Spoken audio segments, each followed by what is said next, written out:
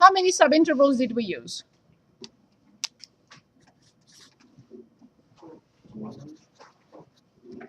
4, correct? And we got the best possible estimate with 4. The best possible estimate of the true area, we got it as being 4.625. Agreed? Okay, now please tell me, are we in agreement that if we use 8 subintervals, I don't know what I'm going to get, but this will definitely be a better approximation of the area? What about 16? What about 32? What about, where am I going?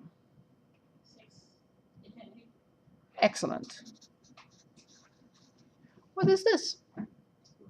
Thank you very much. Limit as n approaches infinity from the sum of the areas will be the exact area.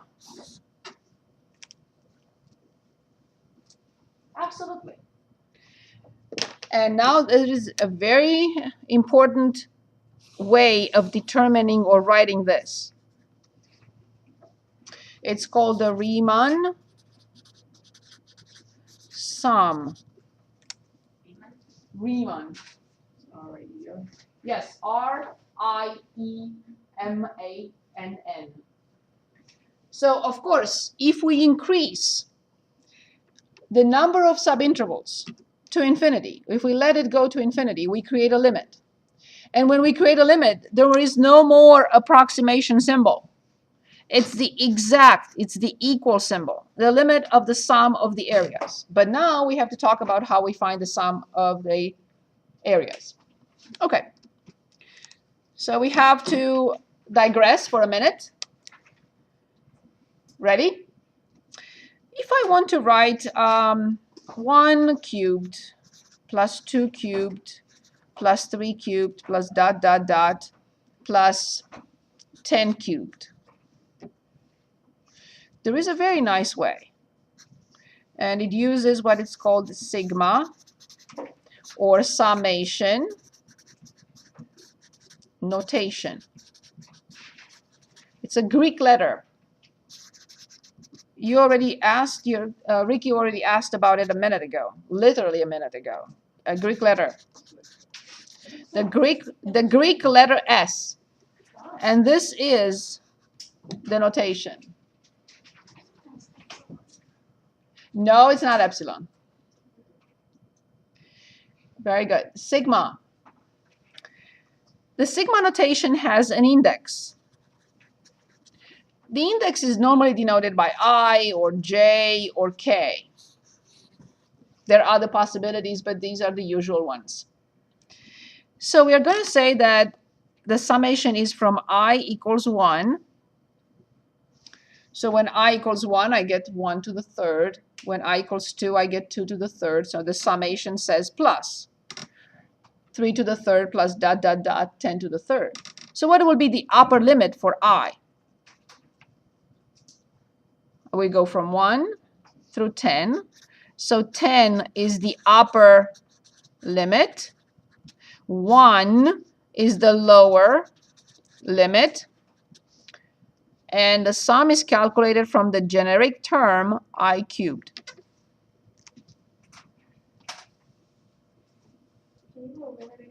Yes. This notation signifies the sum, plus, plus, plus, plus. The operation between each and every two sequence of terms, plus. So when I is 1, I get I to the third. The symbol says plus. When I is 2, I to 2 to the third. Then the symbol says plus. I'm adding the next term, plus. When I is 3, I get 3 to the third. And I continue. I have to have exactly 3 dots, not 2, not 4, exactly 3. Plus, I finish with 10 because that's where it stops. 10 to the third. So is the I at the bottom, does that mean it's increasing by 1? No, it says that's the lower limit. Okay. But it is increasing by 1 as well. Correct. So I equals 1. 1 is the lower limit. 10 is the upper limit. Okay. Now we have 4 such summation notations that we have to remember. And here's the first one. 1 plus 1 plus 1 plus 1 plus 1 n times. So this is the sum of 1 from I equals 1 through n. What do you think? Is there a wild guess for this? If I add 1 n times, what will I get as the final answer? Of course. Second one, 1 squared plus 2 squared plus 3 squared plus dot dot dot plus n squared. We can prove these using mathematical induction. We normally used to prove them in pre-calculus. I doubt that you talked about this in pre-calculus. You did? Yeah. Excellent then. Awesome. So this is the sum of I squared from I equals 1 through n. Anyone remembers? You don't have to remember. You didn't have to remember it. If you talked about it in pre-calc, you didn't have to remember that. But now you do. So this is n plus 1, 2n plus 1 divided by 6. Sorry to say that. You know that I normally don't ever say memorize this, memorize that. Very rarely. I like to prove it and so on and so forth. But this has to be memorized. There are only 4. Yes, Vanessa? Is that like a formula we have to? Yes. It's a formula. Yes. 1 cubed, 2 cubed, 3 cubed plus dot dot dot plus n cubed. How will I write it with summation notation? The sum from I equals 1 through n from I to the third. This one is n plus 1 divided by 2, everything squared. And now here's the easiest one. 1 plus 2 plus 3 plus dot dot dot plus n. How do we write this with the summation notation?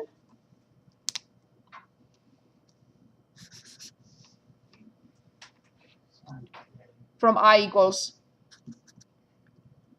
1 through from I. Very good. And this one is identical with this without the power. n plus 1 divided by 2.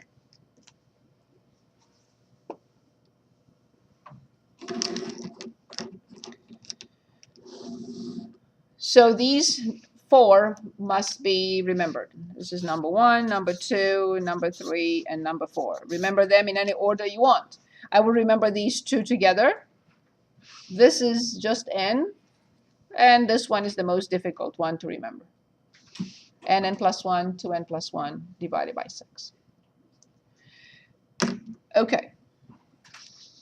I still haven't gotten to explaining this. I'm getting closer.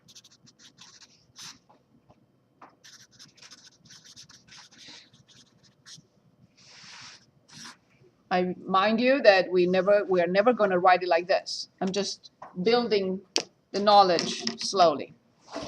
So now we want to write the sum of the areas. We will never see it like this. I'm just putting all the pieces together now. So because it's a sum, obviously I have to use the summation notation.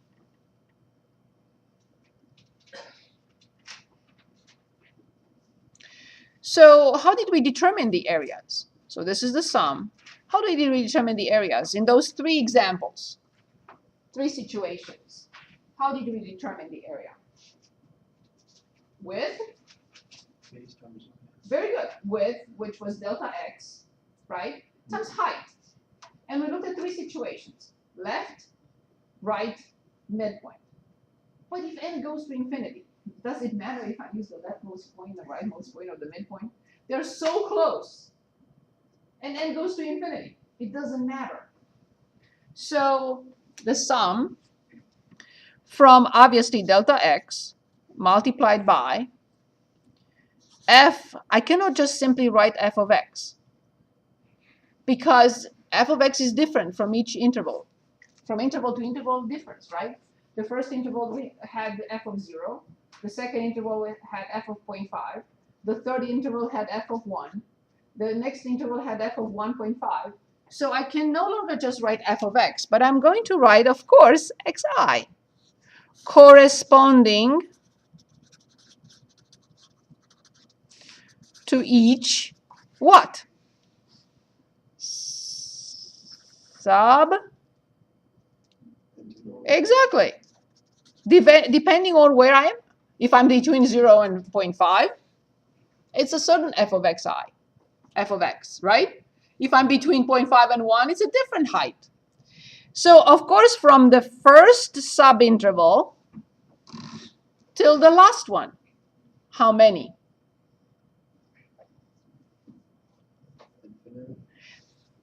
To n, and then the limit is outside.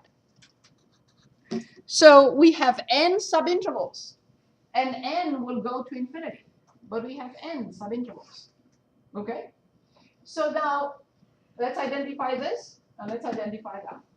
And then we will be able to determine the exact area using the limit of the Riemann sum. And this is the Riemann sum.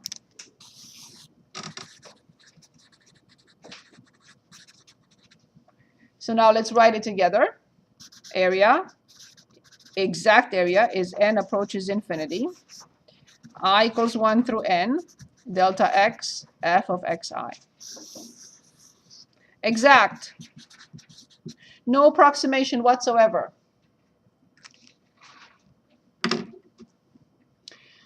Allow me to explain again delta x and explain again f of xi, and we can apply this in different problems.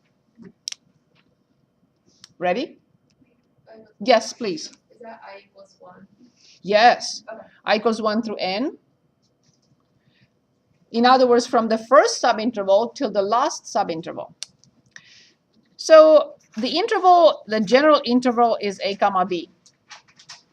In our case, it was 0, 2.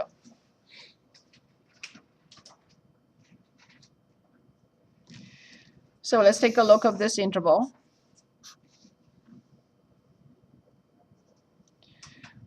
We are dividing the interval a comma b into, again, how many subintervals? 4. Careful. 3. Careful. N. We are discussing the entire situation now.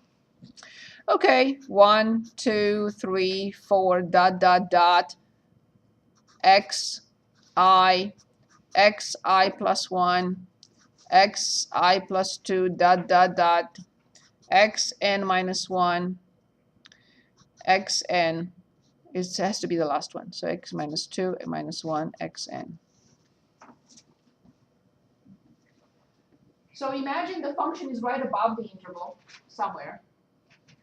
And then I have the first interval is delta x, delta x, delta x. The width of each interval is delta x, delta x, delta x. From a, which was in our case 0, this is delta x, so then I get x1. This is delta x, I get x2. This is delta x, I get x3. This is delta x, I get x4. This is delta x, this is delta x, and so on and so forth. Delta x, delta x. Can anyone, for the interval a comma b, give us the width, which is delta x, width of each subinterval? Can anyone give us the width, delta x, of each subinterval? Remember, we divide the interval between a and b by n subintervals. What will be the width of each and every one of them? Let me refresh our memory. In order to find the delta x for our previous example, we had 2 minus 0 divided by 4. 2 minus 0 divided by 4, it was 1/2. That's how we got the 0.5. So then, Would you do 2 divided by 10? so first of all, the width of the interval now is between a and b. B minus A divided by Very good. B minus a divided by n. Excellent. Do we agree? Everyone? Everyone? B minus A divided by N. Perfect. Is that general to find the width? All of them. For all of them. I thought we were referring to like this specific. B minus A divided by N. That's why I wrote it here. Just a hint. Good. But now I would like you to give me xi. That's the last prep. But before we write xi, let's write x1. Would you agree that x1 is a plus delta x? Now please give me x2, which is a plus 2 delta x. x3, please. Okay, you got the picture. I want xi. I want this one. The width of the xi interval. This is the where the xi is.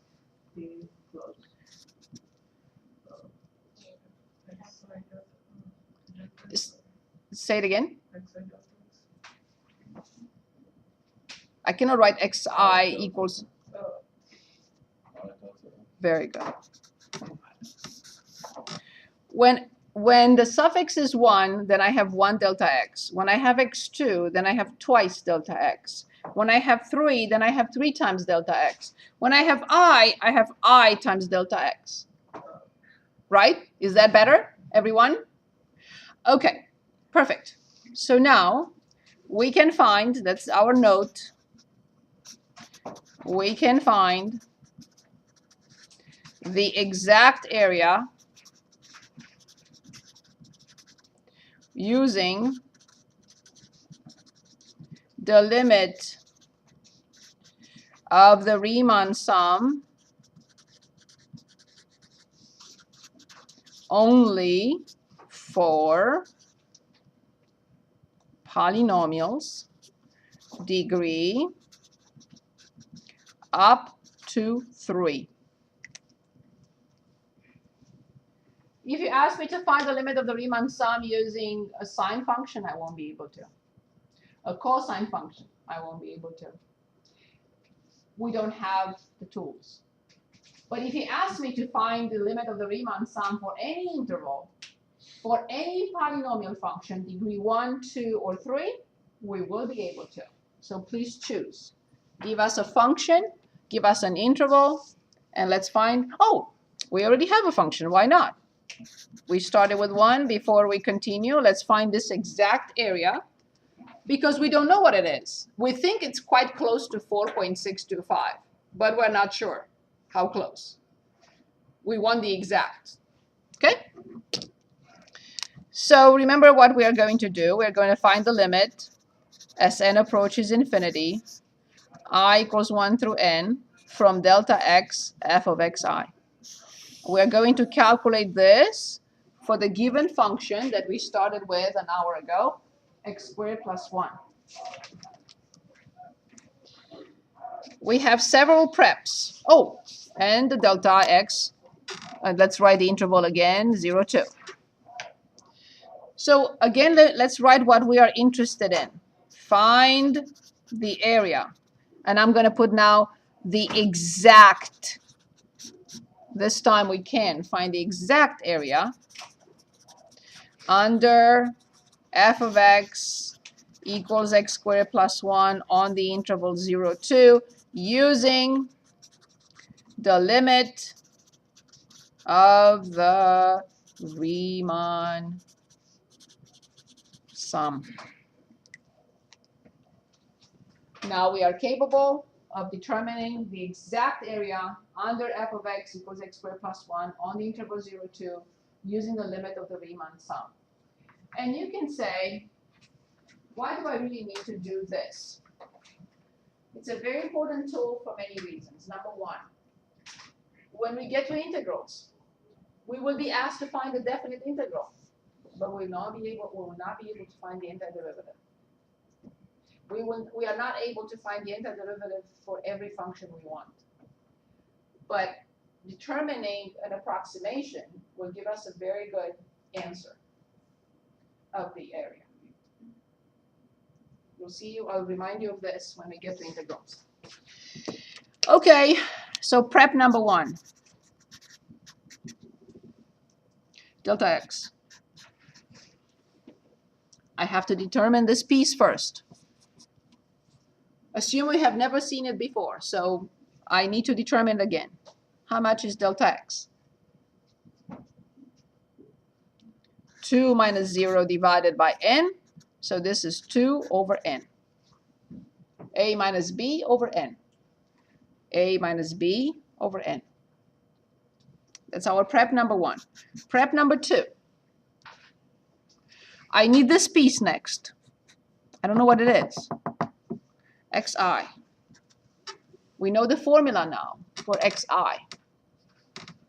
What is xi equal to?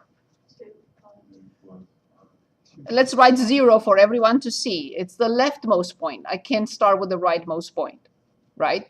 So it's 0 plus I delta x. Leftmost point plus I times delta x till I get to xi. Agreed?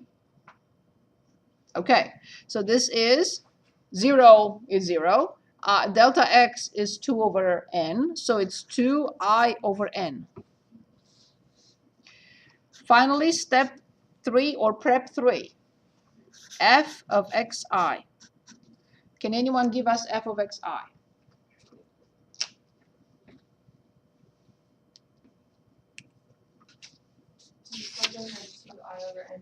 Absolutely, yes. So it's f of 2I over n. Perfect. Can anyone tell us what to write? 2i squared. 2i Yes. over n. 4I squared over n squared plus 1. Excellent. Well done. Now we are ready to put all these pieces together.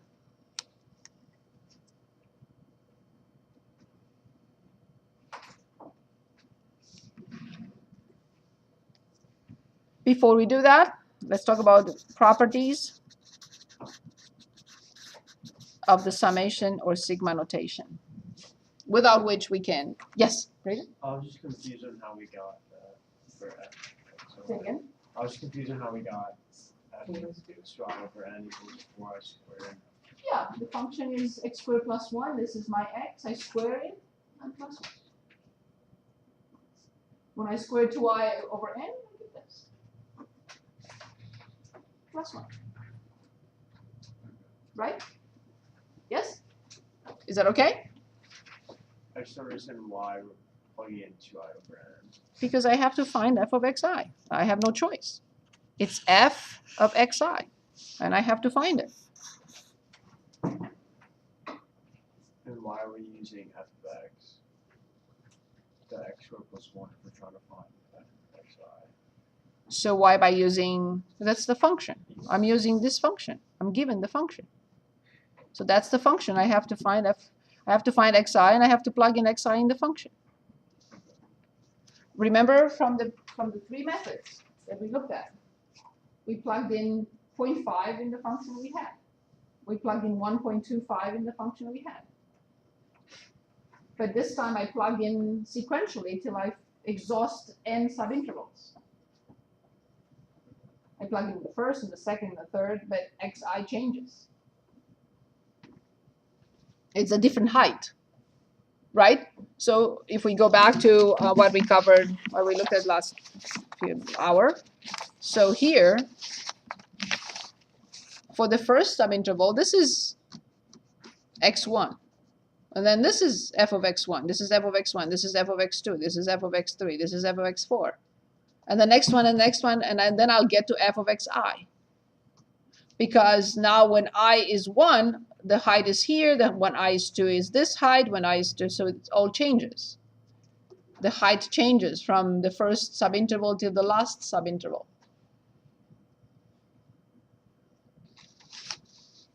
So that's how I determine this piece. I find the formula for xi, and then I plug in the function. For every function I'm given, I determine a different area based on the function. So then f of xi is 4i squared over n squared plus 1. So I just want to list a couple of properties of the summation notation before we put everything together. So here's one property. The sum of I cubed plus I squared from I equals 1 through n.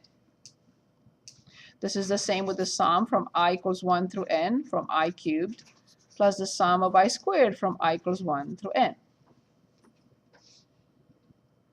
As an example. Of course, if I have minus, I also have minus here, if that's the case. What if I have the sum from I equals 1 through n from 5I cubed? Like with the limits, I can take 5 outside. And we did that together a few minutes ago when we factored out that constant of 0.5. So what are these properties? The properties say that the summation of two generic terms, if it's a sum or a difference, you can separate them into two sums. What does this property say? If there is a constant, you can take the constant in front, like we did with limits. So now knowing these two properties, we are ready to put these three steps together. Ready? This is the first example. We're going to have many more. The first example always takes like forever. Okay, so now the exact area is the limit as n approaches infinity from the sum from I equals 1 through n. Remember, we have two pieces. Delta x. What did we discover that delta x was? Excellent. Multiplied by. What did we discover? The second piece is multiplied by f of xs. So remember, this is the sum of base times height plus base times height plus base times height plus base times height for each subinterval. Okay, so what was f of xi? 4i squared over n squared plus 1. Excellent.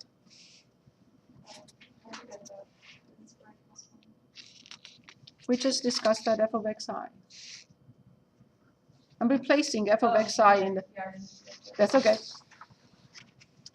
As you see, this piece is like a constant. It doesn't have I. It will go in front. So limit n approaches infinity, 2 over n, the sum from I equals 1 through n. From 4i squared over n squared plus 1. We just discussed the first property. I can separate the sum. So we will separate limit n approaches infinity 2 over n. The sum from 4i squared over n squared plus the sum of 1. Both from I equals 1 through n, from I equals 1 through n. Let's stop for a moment and talk about it if we need to.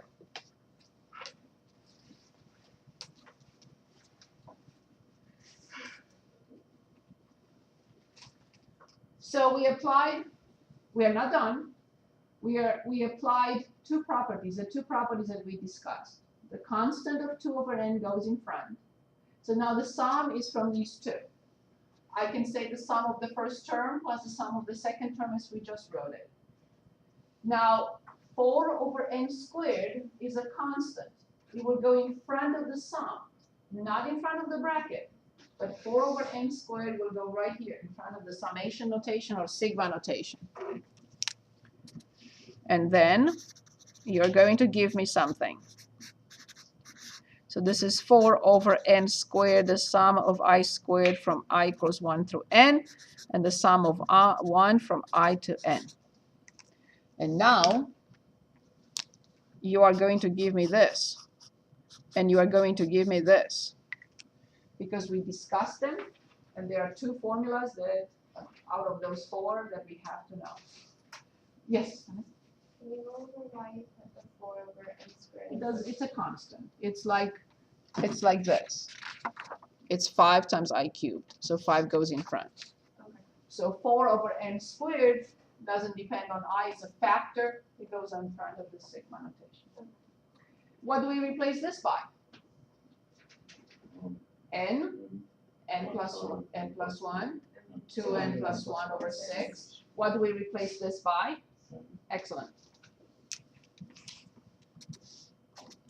limit n approaches infinity 2 over n, 4 over n squared, n plus 1, 2n plus 1 over 6 plus n.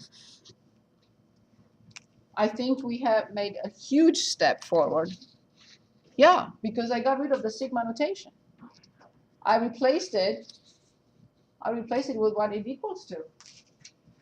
That sigma of I squared is n plus 1 to n plus 1 over 6. That sigma of 1, summation of 1 from I equals 1 through n is n.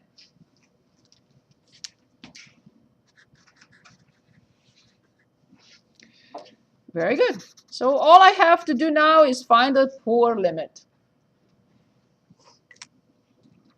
And I am going to do this. Because it's multiplied, I'm going to simplify an n from the top and an n from the bottom. And I'm going to simplify 2 and 4 by 2 and 6 by 2. So I have 2 over n times. In brackets, can anyone tell us the least common denominator? 3n. 3n. 3n, very good. Remember, we have to multiply this by 3n because it's over 1. So now I have 2. I will multiply these two. 2n squared plus n plus 2n will be 3n, and plus 1, and plus 3n squared. Let's do this together. 2n squared plus 2n, but plus 1n is 3n, and 1 times 1 is 1. And there is a 2 in front, and there is 3n squared here. We're very close to get the exact area under x squared plus 1 between 0 and 2. Very close. So, limit n approaches infinity. The denominator 3n squared. Let's see what we have in the numerator. 2 parentheses 4n squared plus 6n plus 2 plus 3n squared. From this point on, for you, this is a piece of cake. So this is 7n squared times 2, 14n squared. And this is plus 12n. And this is plus 4, divided by 3n squared. And I think I know you're going to say infinity over infinity. And you are going to make me do what? Perfect.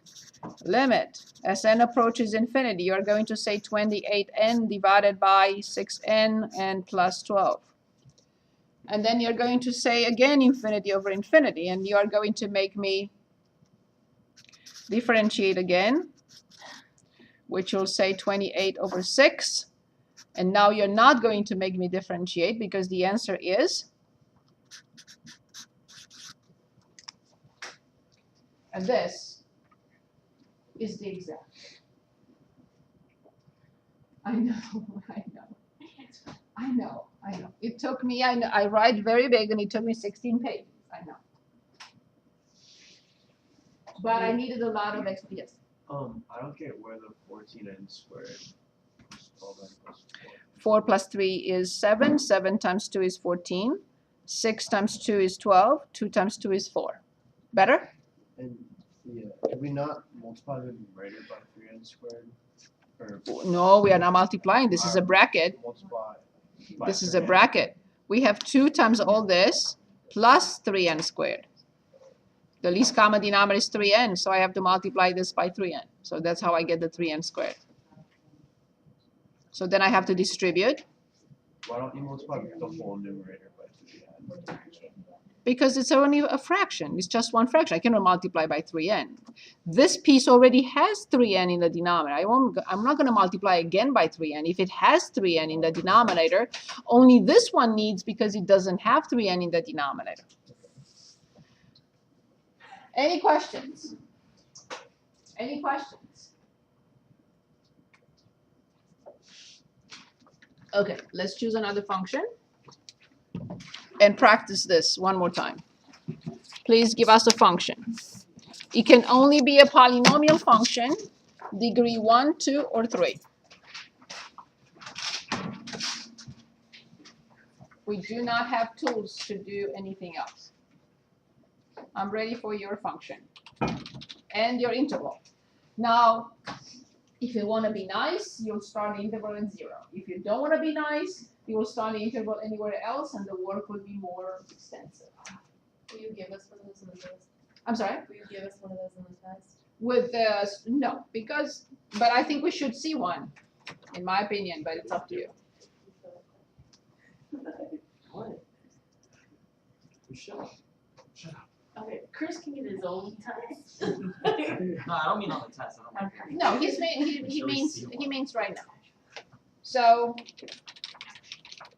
let's choose a function, or let's choose an interval. I'm trying to start the first video. Okay. Yes, please. Any function?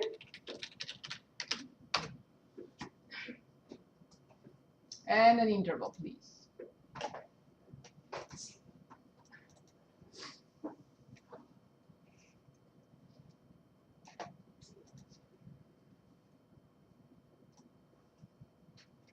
Any function and any interval.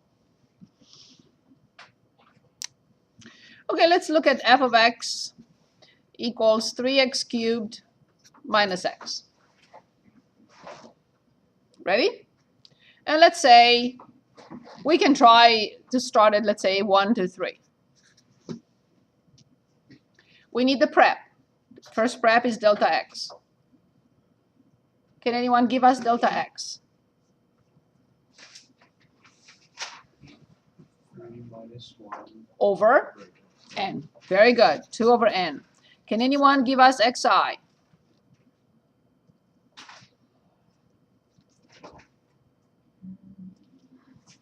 It's going to be a lot of work. You'll see why. 1 plus. Yes, 1 plus I delta x, which is 1 plus 2I over n. The biggest problem here will be f of xi. Because I have to put this binomial in x cubed. And then in x. So if we want to finish in 5 minutes, we will have to change the function a little bit. So let's just change the power. Yeah. No, I can put 0. Okay, so let's do just a linear function so we can finish we can do the cubic function next time. Let's do the linear function now so we can finish between now and 3:45. Okay, so then, can anyone give us f of xi? Please dictate. So I change it into much simpler, a linear function, 3x minus 2. 3, quantity, 1 plus 2I over n, and minus 2. Perfect. So then this becomes f of xi is 3 plus 6I over n minus 2, which is 6I over n plus 1. We have all 3 pieces. Can anyone dictate the area now? What do we have to write? It has to be limit, as n approaches infinity, the sum from I equals 1 through n from delta x. What did we say delta x was equal to? 2. Very good. Times the function that moves from subinterval to subinterval, which is 6I over n plus 1. Nice. Like before, we take the constant outside. We want it out.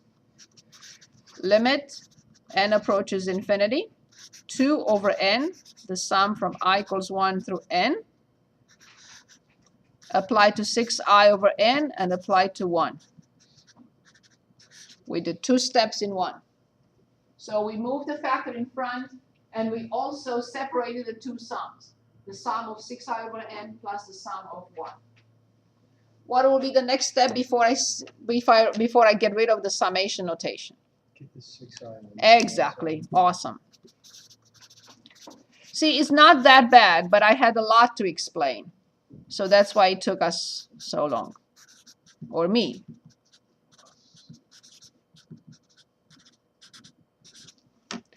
At this stage, you are going to replace these, and you're going to tell me what to replace them with.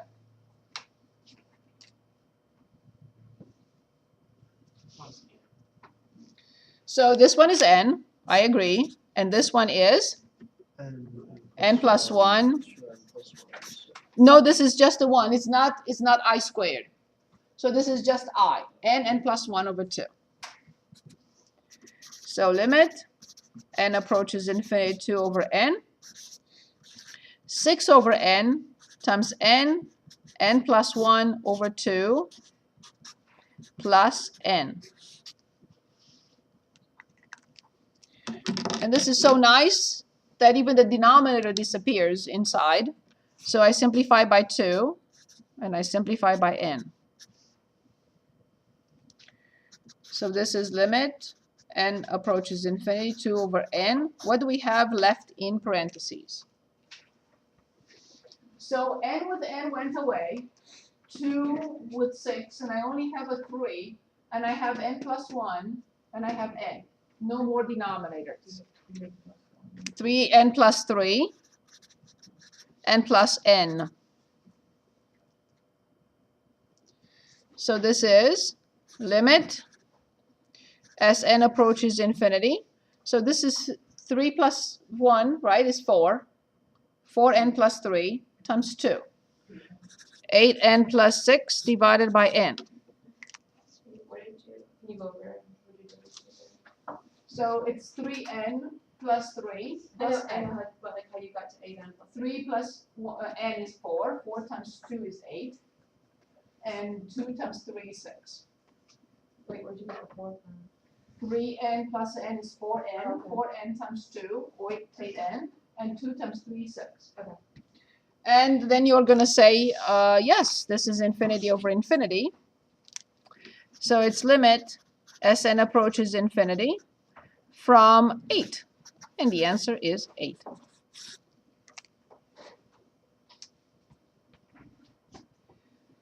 Yes, after we understood the technique and the steps, it took us 3 minutes. But otherwise, the first method, the first problem, it took me to explain an hour and a half. Yes. Can you go over the last step? How you got 8? This one here, I differentiate. It's infinity over infinity. It's L'Hopital's rule. The top differentiated is 8. The bottom differentiated is 1. Okay. So once we understand the technique, it's not that bad. But it depends on the function. It would have not taken us 3 minutes with I to the third, because I had 1 plus 2i over n to the third power. So I had to come up with 4 terms for that. So it would have not taken us 3 minutes. It would have taken us half an hour.